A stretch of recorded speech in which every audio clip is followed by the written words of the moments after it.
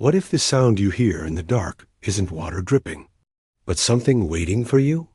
I've always been drawn to places I wasn't supposed to be, wandering through shadows while most people stayed safely inside. Cemeteries, forgotten. Houses and abandoned schools called to me in ways I couldn't explain, offering the thrill of exploring the forgotten and the forbiddens. That's why, when I discovered a little church hidden deep in the woods, I felt an irresistible pull. I parked my car on a narrow dirt road, laced up my boots, and started the 10-minute trek through tangled roots and overgrown underbrush. Rusted. Cans and broken metal scraps littered the path, hinting at previous visitors or perhaps the slow decay of decades. As I pushed through the last thicket of trees, the clearing opened before me, revealing the church. Wooden walls bowed and rotting, windows shattered, and the roof sagging from years of neglect. The silence hung heavy, thick with anticipation, as though the forest itself was holding its breath. Directly in front of the church, an old stone well jutted from the clearing, its circular lip chipped and weathered. Leaning over, I expected emptiness, but the darkness seemed infinite, swallowing even the faint light from my flashlight. Then I heard it, a rhythmic clicking, steady and deliberate, every 2 seconds. It wasn't water, not the sound of falling stone or a branch something else entirely. I froze, mesmerized, heart pounding, trying to convince myself it was natural, but my instincts screamed otherwise. The sensation of being watched crept along my spine as I forced myself to turn away and step onto the porch. Each creaking floorboard amplified in the quiet, echoing through the trees around me. The doors, heavy and warped, stood slightly ajar, as if inviting me in while warning me to stay out. I pressed my hand against the damp wood and pushed slowly. The groan of the hinges mixed with the clicks from the well, sending a shiver down my spine. Inside, the air was thick with dust and Hansa, the scent of decaying wood. Sunlight filtered through broken stained glass, scattering shards of color across overturned pews and splintered floorboards.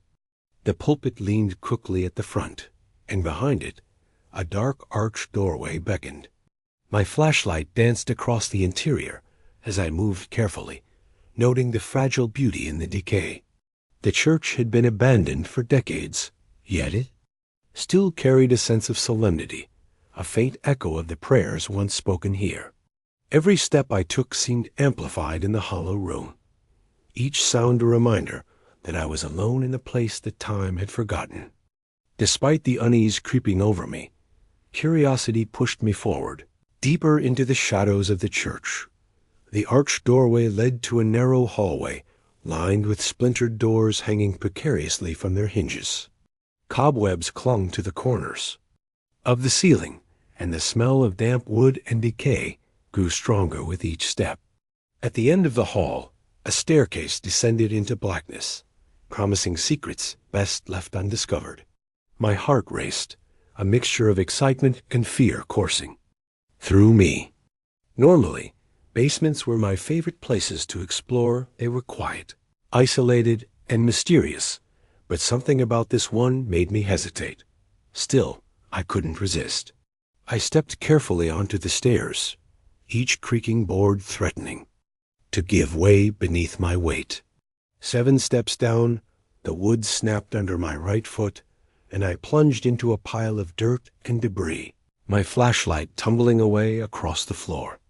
Pain shot through my tailbone as I muttered a curse under my breath, scrambling. To retrieve my flashlight, I heard it a faint voice, high-pitched and almost childlike. "Hello," it whispered, followed by words that made no sense, gibberish strung together in a strange rhythm. My pulse skyrocketed as I scanned the room. Nothing but broken furniture, dirt floors, and stone walls met my eyes. Then I noticed a tunnel, crudely dug into the far wall, and realized the voice was coming from inside it. I should have turned and fled, but the need to know overrode my fear. Every step closer made the voice louder, more insistent, and the clicking from the well above seemed to echo down the tunnel in perfect rhythm.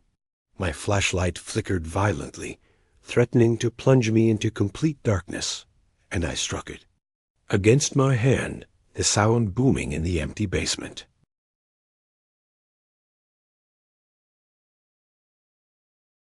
Would you still explore if you knew something on the property was watching you, without a face?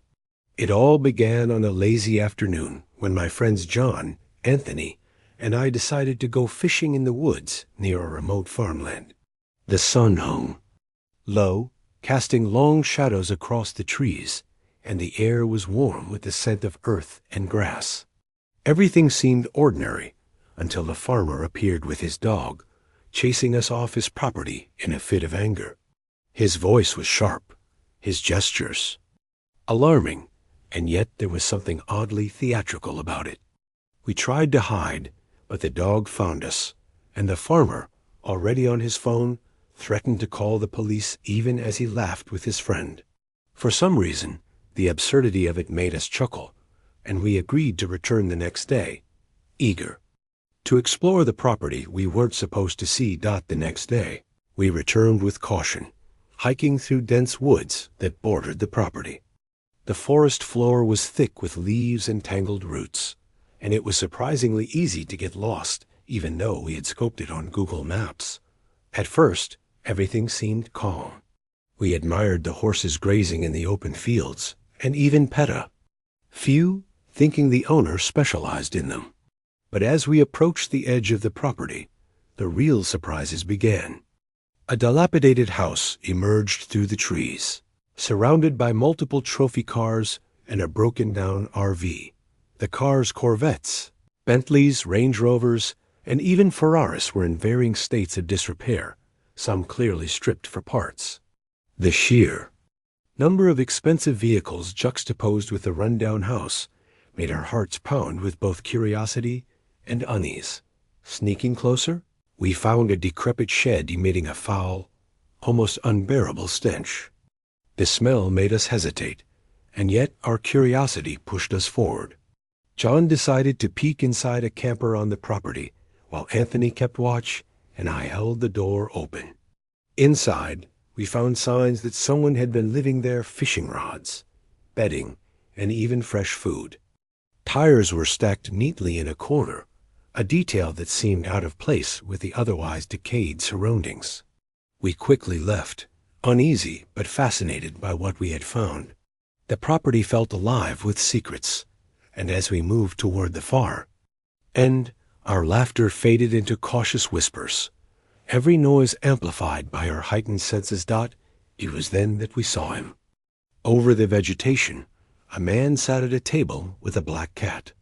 At first, I thought it was just a trick of the light, but as I focused, my blood ran cold. His face had no features, no eyes, no nose, no mouth, just smooth, pale skin. Beside him was a woman who made direct eye contact with me, her expression blank yet intense. The moment our eyes met, a wave of terror surged through me, and instinctively, I started running toward the edge of the property. John and Anthony followed without hesitation, hearts pounding, as though the forest itself had turned against us. The sound of footsteps, the snapping of twigs, and the occasional whinny of a horse behind us created a chaotic symphony of fear as we fled through the woods. We barely made it back to the dirt road, lungs burning and limbs trembling. Every few steps, I felt as if something was tracking us, a presence that moved with us, even when we dared to glance behind. The woods, moments ago inviting and serene, now felt like a trap, every shadow hiding untold horrors. We didn't stop until we were far from the property, each of us silently vowing never to return. Yet, even in the quiet of our homes, the memory haunted me, the black cat, the featureless face, and the woman's unblinking gaze. It was one of those experiences that defied explanation, leaving you unsettled long after the danger has passed.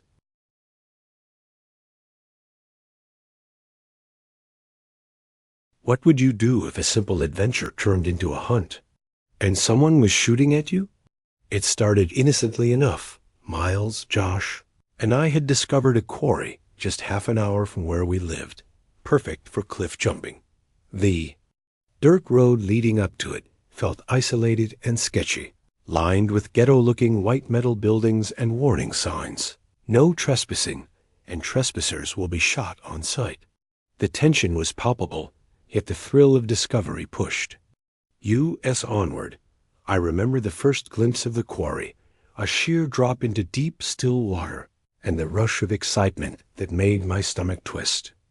At first, we stuck to the smaller cliffs, testing the waters and laughing at our own daring.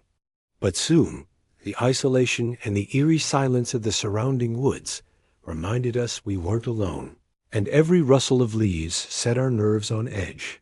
After exploring the smaller jumps, we ventured further along the quarry path, spotting a cliff around 35 feet high. We checked the depth, took turns leaping into the water, and felt the mix of exhilaration and dread with each jump. The isolated area gave us freedom, but the creeping sense of danger never left. Suddenly, a black Hummer appeared, and a woman in her mid-30s rolled down the window, yelling at us to get off her property. Her voice was sharp, filled with authority and anger, and we froze, unsure of how to respond.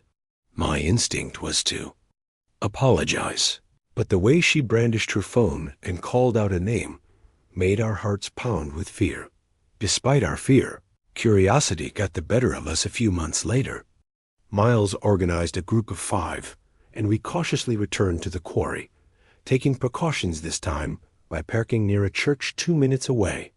The walk down the dirt road to the quarry felt endless, our senses alert for any sign of the woman or her property. Trees swayed in the breeze, and shadows shifted as if to warn us. We jumped the fence and decided to start at a secondary spot, partially hidden from the main road. For an hour, everything seemed normal. We were just enjoying the thrill of this water and cliffs. Then, without warning, a silver van rolled down the dirt road, stopping about 25 yards away. The van remained idle for a moment, giving us just enough time to gather our gear and prepare for a hasty exit if necessary. And then it happened. 2 gunshots rang out, loud and frighteningly close, the sound ripping through the quiet of the woods. My heart leapt into my throat as adrenaline surged. We scrambled toward the exit, calculating every step, dodging through trees and underbrush, and praying the van didn't move closer. The echo of gunfire behind us was relentless, forcing us to push our bodies to their limits. Somehow, by pure luck, we made it to the main dirt road, encountering a man in a white truck who had earlier warned us to watch for danger. He gave us a ride back to safety, a silent guardian in the chaos. Not by the time we reached our cars, hearts still racing and clothes muddied from the underbrush, we knew we had survived something far beyond a simple adventure. The quarry, once a site of thrill and fun, had become a place of terror and unpredictability. Each of us silently vowed never to return, understanding that some places are dangerous not because of the terrain, but because of the people who guard them. Even now, months later, the memory of gunfire, the silver van, and the forest that seemed alive with menace haunts me. That day reminded me that curiosity is a double-edged sword, thrilling in the moment, but capable of bringing you face to face with true danger.